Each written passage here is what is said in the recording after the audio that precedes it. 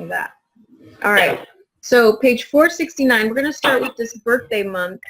And the first thing we're going to do is we're going to determine which employees have birthdays in the specified month. All right. So what we're going to use is an if function to do that. And we're going to say, okay, if an employee has a birthday in the month of, say, April, so there's a 4 in the birth date, the month area of the birth date. If there's a 4 right there, then put the word yes into that cell. And the reason why we're doing this is the HR department may want to see which employees have birthdays in this month, okay, in the month of April. We'll pretend we're in the month of April. And so HR would want to send like birthday cards out to these employees, and they want to see who has a birthday in the month of April. So we're going to start out with that if function, and what we do is we click on insert function here, this f of x, and you can type if and then go and it'll search for it, but I noticed that it's right here in my select a function box. Click on it and then just click OK, and it brings up the dialog box for the if function. Okay, and so the logical test that we're going to do, and this is it's like the condition that the if function has to follow. So we say, all right, I'm going to say pull out the month in F2, pull out the month from that date on F2,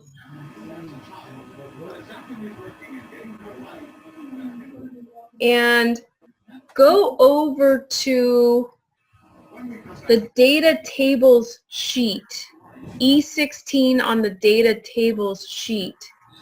And so I need to move my my Zoom menu around to get to it. So the data table sheet. So I'm clicking on the data table sheet. Just click on it. And I'm going to pull birthday this month, and I'm going to pull in the information right here in this cell. I'm just going to click on the cell, and it's going to bring it right into my formula. And so what I want Excel to do is I want to pull the month from F2, and I want to match it if it equals this month right here in the data table sheet. If it equals it, if it's true, if that's true, then I want you to put a yes in the cell. Okay. If it's false, if it's not equal to the 4th month, to April, which is the 4th month of the year, then I'm tabbing, then I want it to put a blank. Now, the way that we specify a blank is 2 quotes, just like that. And that shows blank. So anything in the quotes, anything in these quotations is the text that's going to appear in the cell. So text always has to be in quotations. So now I'm going to click OK. I'm going to click OK. All right, so now let's look at the function. And yes, everything looks good. There's one problem, though. There's one problem. Now, if I go down to the next cell and look at the formula, what Excel has done is it's gone down to F3. Now it's pulling the birth date from F3. It's going over to the data table E17 now and comparing F3, the month in F3, to E17. Now, the problem with that is E17 actually has a date. So I need to make sure that Excel locks the cell. I need to make sure I lock the cell for the month that it's going to compare the employee's birthday month to. I need to lock this E16 cell. So I'm going to go back, and I'm going to go into the formula, and to lock a cell, we have to put $signs in front of the E and in front of the 16. Those $signs called an absolute reference, and it makes sure that as the formula travels down the column, is copied down the column, that E16 cell will not change. Okay, so this stays the same every single time, and the only thing that changes is now it's pulling the month from F3, which is now 11. And then in the next row, it's pulling the month from F4, which is now 10, and comparing that to E16 again over on the data table sheet. Okay, and so now we can double check. We could just spot check and say, okay, is my if function working correctly? I'm going to look at this, compare, oh, yep, April, yep, that's correct. So there should be a yes there. Okay, so there should be a yes everywhere that we see April. And the reason why that we do this instead of saying, well, I want the month in F9 to equal 4 in my formula, the reason why we go over and we reference another sheet is HR may want to do this every month. And when it changes from April to May, HR might want to say, well, I want to see now who has a birthday in May. So they change the birthday month to 5, and that automatically changes which row has a yes in it. It's going to change from the 4, and now it's going to look and see who has a birthday month of 5, which is May, right? So you see how we've made our spreadsheet dynamic in that way. So it's very easy to change from April to May to June to July. It's easy to change it from month to month. So now I'm going to go to the next one, and I'm going to go to column L, and I'm starting on page 473, and we're going to talk about an AND function. An AND function. It's also called an if-and function. And what's different about an AND function is now instead of the condition being one thing, and in this case, the month in F2 is equal to E16, now an AND function says, well, it has to satisfy 2 or more things. Not just one thing it has to satisfy, but it has to satisfy 2 or more things. And that's what an if-and function does. So I'll show you how it works. So we're going to say that if an employee is eligible for a comp day, they have to be part-time, because full-time people, they get like 2 weeks a year, 2 weeks of vacation a year, automatically. But part-time people, they can have like comp days, which is like a day off depending on how much they work, okay? So one thing that has to happen is they have to be part-time, and the second thing that has to happen is they have to have been working there for 2 or more years. So there's 2 conditions in this case for them to be eligible for a comp day, and we'll say if they are eligible, we want yes in this row, and if they're not eligible, we just want it blank, okay? So I'm going to go f of x. It's an if function, so I'm going to click if, click OK. And this time our condition, we put and capitalized, and we put in our 2 conditions. And what the 2 conditions was I want I2 to equal part-time, and I'm putting the PT in quotes because text is always in quotes, okay? So I want I2 to be part-time, and I'll move this so that you can see, okay, I2, right there. I want this has to say part-time, PT in it, and so I put a comma, E2, which is years of service right over here. And I have to be careful because I'm still in my function, so I'm traveling around here. But so E2 is greater than or equal to 2 years of service. Okay, and I'm going to finish that with a parenthesis. Okay, so in my formula bar, it says I2 is equal to part-time, and E2 has to be greater than or equal to 2 years. If that's true, if both both part-time and greater than 2 years is true, then I want yes to appear. And when you're in this dialog box, all you have to do is type yes, and it puts it in quotes. And if either one is not true, like if they're full-time or if they've just been working for a year, then it's false. And I'm just going to put 2 quotes there to represent a blank cell. So I'm going to click OK, and I'm going to double check, because you always double check on these kinds of things when you're entering a formula. And so I-11 is part-time. Yep, it is. And years of service is greater than 2. Yes, it is. So because it satisfies both of those things, then that yes appears in the cell. Okay, and it that formula travels automatically down the column. So the next thing I want to show you, we just went over an AND function, and now we're going to go over an OR function. It's called an if-OR function. Okay. So in this case, in this next case, we're looking at salary increase, a salary increase. And so the company is thinking about increasing the salaries for if an employee works at the Bonham store, or if an employee works at the Graham store. If they work at either one or the other, they get a salary increase.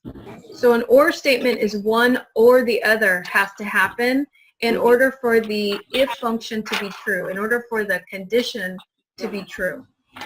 Okay? So this is an if function. I'm going to click OK and bring it up. And so You have a bunch of candies already. Stoppers. okay, so let's start on the formula. So this is going to be an OR function. So I type OR in the logical test. And in this case, we're practicing using what we called a structured reference. What a structured reference is that instead of saying, okay, instead of clicking on the cell H2 to put that into my formula, what I can do is I can type the header of the column. I can type the header of the column, and that tells Excel, okay, look over here at this column, at every single cell in this column, and if in this case, if it's equal to Bonham or Graham, then if it's true, I'm going to go to the next cell and type in what I want it to do if it's true. Okay, so structured reference it's called, and this is what it looks like. I put it into brackets. I put the header into brackets. So I'm putting the header of store into brackets, and I'm telling Excel, okay, go over to the store column, and if anything in that store column is equal to Bonham, I'm putting it in quotes, B-O-N-H-A-M, or with a comma, if anything in that store column, put that in brackets, is equal to Graham, so that Graham would be in quotes. So if one of those things are true, one or the other, then I go to the next text box, and I'm going to type in what I want Excel to do. What I want Excel to do is I want to give them a 3.5% raise. So I want to multiply the current salary column, with the bracket, type the heading. I want to multiply the current salary column times 3.5%, so 0.035. If it's true. Only if one or the other is true. If it's false, they don't get a raise. And just want to double check. Oh, nope, they do get a raise. They get a smaller raise. So if they're not in Bonham or Graham, they actually get only a 2.5% raise. So current salary and they only get a 2.5% raise, 0.025. All right, so why would a company do that? Well, a company would do that because the cost of living in Bonham or Graham may be higher than the cost of living anywhere else. Kind of like LA and San Francisco, all right? So now if I click OK, then I'll go back and make sure I have all my parentheses. And let's see. I'm going to go to this formula bar, and it looks like I need because I always have to have pairs. My parentheses always have to have pairs. So I have one over here. This red one is paired with this red one, and so I need one on the end, looks like, to pair up with this one after if. Okay, and I'm going to click enter. Okay, so now here's our salary increase based on what store they're working in. So in this case it's Bonham, so it's $106,010 times 0.035, 3.5%. Okay, so let's go over to the bonus amount. So that was an or statement. Okay, so just to review, this eligible for a comp day was an and statement, which says if both of these things happen, part-time and over 2 years, then type yes in the cell. But if not, if one of them isn't true, then make it blank. That's an and statement. An or statement says if one or the other is true. If any one of them is true, then do this: multiply current salary times 3.5%. But if it's false, if it's not Bonham or Graham, if it's something else, then multiply the current salary by 2.5%. Okay, so that's the difference between an and an or. And they all have to be true. All the statements have to be true. An or function says just one of the things, just one of the conditions has to be true in order for the statement to be true. Okay. All right, so let's go on to the bonus amount. And so the bonus amount is up to page 487. And in this case, we're going to look up the bonus amount. We're going to go over to a table that's already been created with the bonuses, and we're gonna take information from that table, and I'm gonna explain it as I go. Okay, so what we're gonna do is we're gonna bring an if function up, and the first thing we're gonna do is we're going to we're gonna say, okay, years of service. We're going to look at this column E, years of service, and I'm going to create a structured reference, and that's with the brackets. So years of service, I'm typing in the header of that column. If the years of service is greater than or equal to 10 years, if that's true, so I'm going to go if the condition is true, then let's make sure that I spelled it right. Years of service is greater than or equal to 10. Greater than or equal to 10. If that statement is true, then I'm going to bring in the bonus amount from the data table sheet. So I'm going to click on the data table sheet tab, and I'm going to go over to B19 on the data table sheet, and I'm going to click on it. Okay, so if it's greater than 10 years of service, then the value of the bonus is $750. Right, and I'm bringing it in. All I did was click on the sheet tab and click on that bonus amount on B19. Now, as that formula fills down the column, I don't want this cell to change. I don't want B19 to change to B20 and B21.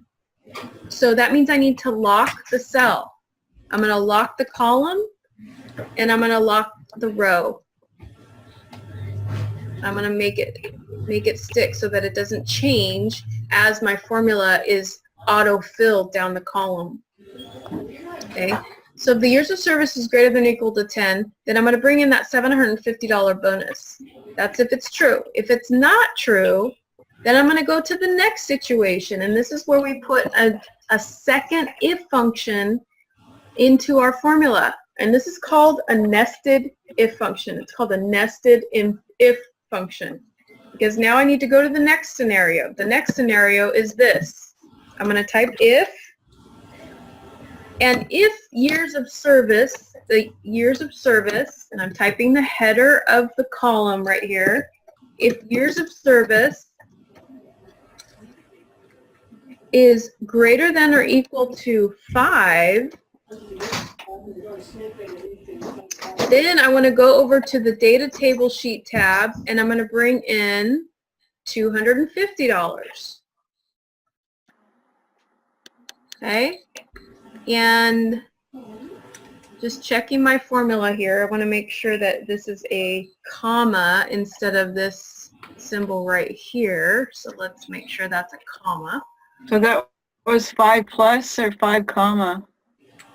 So this should be 5 comma. Okay. Yeah, so this is if, and it's right here on page, I'm looking at page 487, so it's right here. Okay. So in our second situation, if years of service is greater than or equal to 5, then I want to go over to the data table sheet and bring in B18, which is $250 bonus. And of course, I want to lock this cell as well. So I'm going to lock the column B and the cell 18 so that it doesn't go to B19, B20, B21. I want it to keep it right there. It has to be 250. That's it. Okay. Now, if it's true, if that's true, then I bring in 250. But if it's false, this is where I put my next comma, and I say, well, if it's false, then I want only $100 bonus. I want to give the employee only $100 bonus. And I'm going to lock that cell as well. So I'm putting my cursor there, and I'm putting a $sign for B and 17. Okay, and then I need to make sure, of course, that I put that in the parenthesis there and close up that if statement. Okay, so I'm going to click OK, and so we can read it again. Okay, so let's read it. I'm going to read it from left to right. I'm in the formula bar. So what it says is, if years of service is greater than or equal to 10, then go to the data table and bring in whatever values in B19. And whatever values in B19 is $750.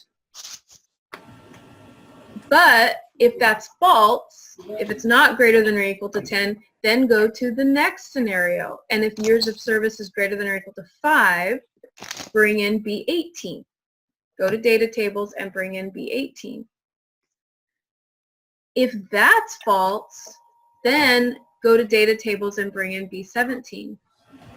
Right there, bring in $100. And so what a nested if function allows you to do, it allows you to put 1, 2, 3 scenarios, 3 logical statements into an if function by nesting this second if function into the false statement. Okay, I'll say that again.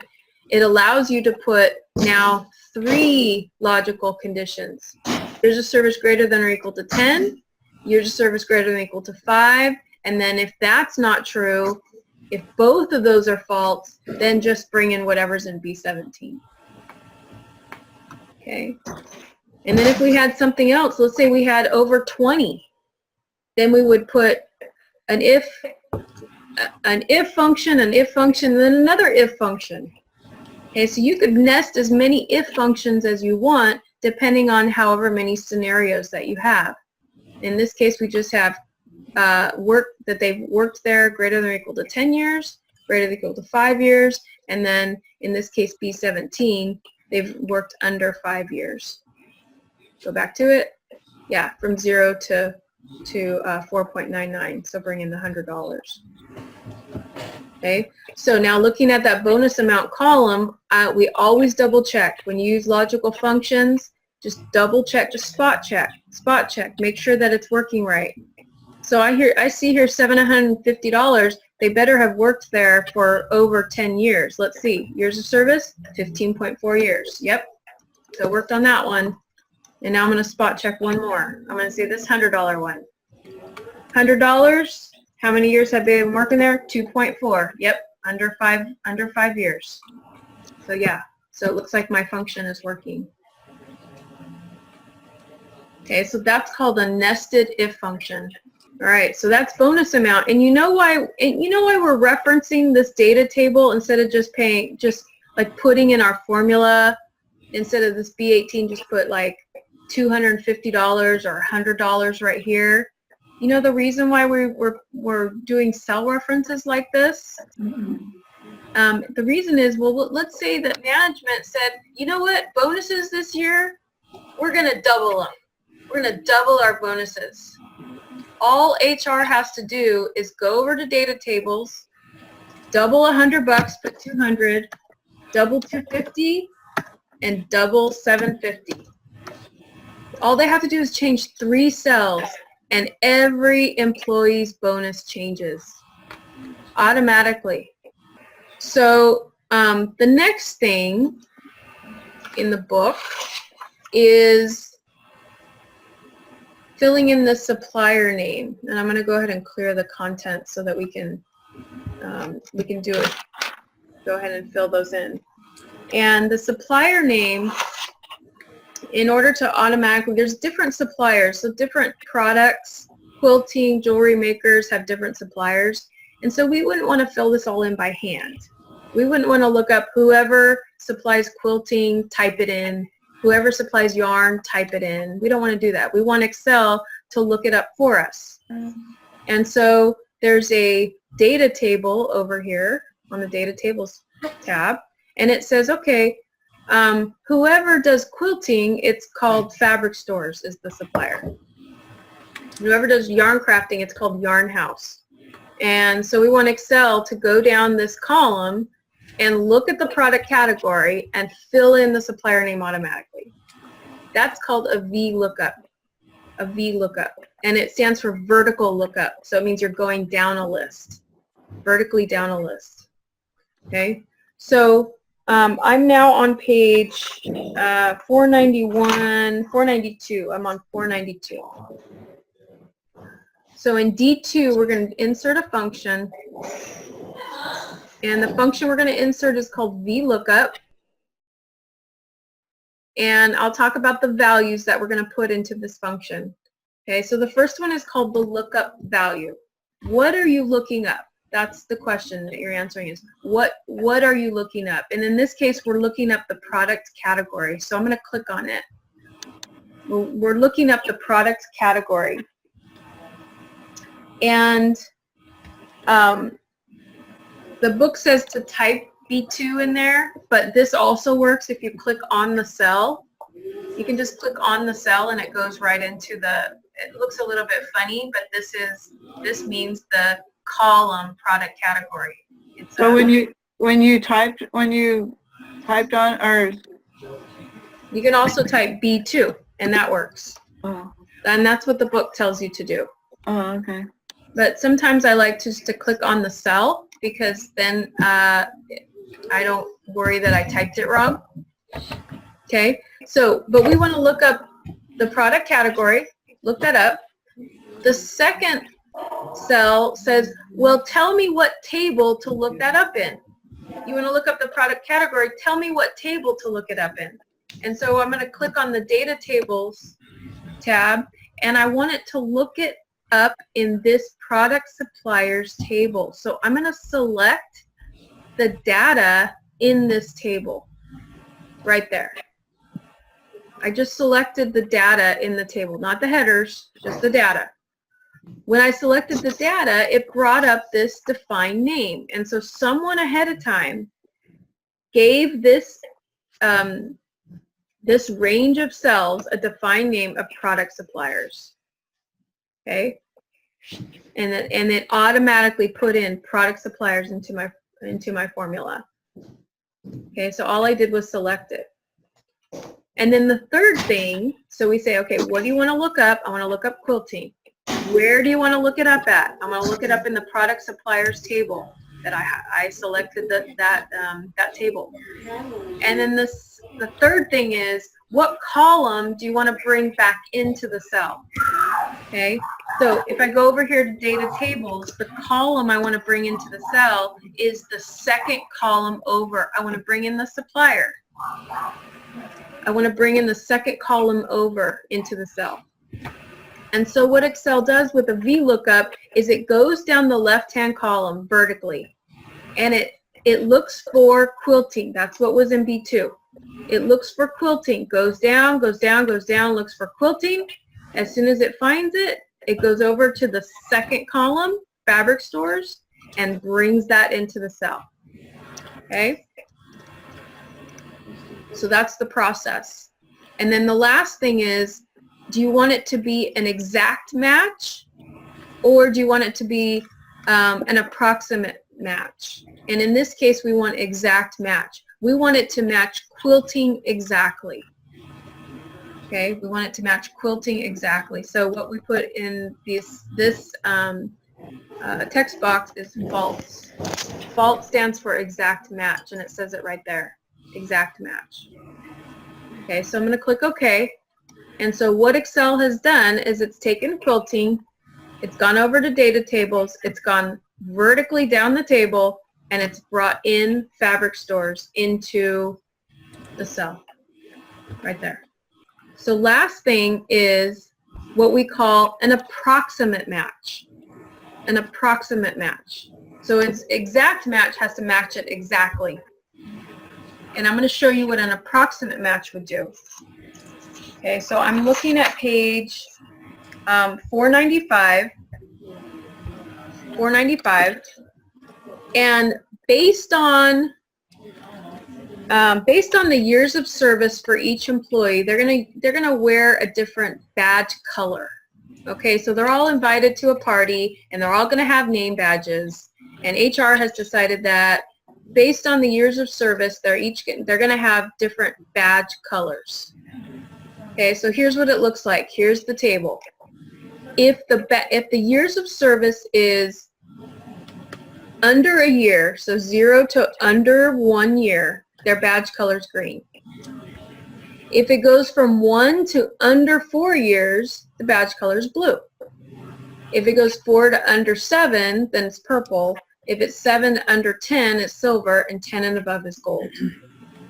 Now, there's a reason why the table is set up like this and not 0 to 1, 1 to 4, 4 to 7. There's a reason why it's set up like this, and it's set up like this so that it works for Excel. It works for the approximate match for Excel. So let me explain to you how what Excel does in order to bring in an approximate match. Okay, so first, going to the name badge color, we go to Insert Function. We're going to use a vertical lookup. And the first thing is the lookup value. And so the lookup value we know is going to be the years of service. So I'm going to click on I should click on E2 actually. So let me cancel out of this and make sure I'm at the very top. So it auto-fills all the way down the column. Okay, so I'm going to click on the function, insert function, VLOOKUP, and then click on years of service. Here it is. So E2. I'm going to tab, and this is, okay, what table do you want me to look up the years of service in? So I'm going to go to Data Tables, and I'm going to click on the name badge data table, just the values, Okay. I want it to bring in the color of the name badge, so I want it to bring in column number 2, and then I want it to be a approximate match. So if it's an approximate match, then it's true or omitted. You don't have to put true in there, but I'm going to put it. I'm going to put true. Okay. So now I'm going to click OK, and I'm going to explain what Excel is doing. So what Excel is doing is it says, okay, look up the years of service. So go to the years of service for this this person, this employee, years of service, 3.5. Go over to the name badge table. So 3.5. Go vertically down the table, and when you've hit over 3.5, go back one and bring in what's in the second column. Bring in whatever is in the second column, which is blue in this case. Okay, so vertical lookup, it goes to whatever's over the value, and then it backs up one and brings in what's in the second value, the second column. So in this case, it should be blue, and yep, your first name badge color is blue. Okay, so I'm going to go through it one more time. Let's look at the silver one. Silver.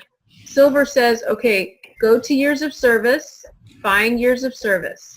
So for silver, I'm going to highlight the row so I can easily find years of service. 7.6.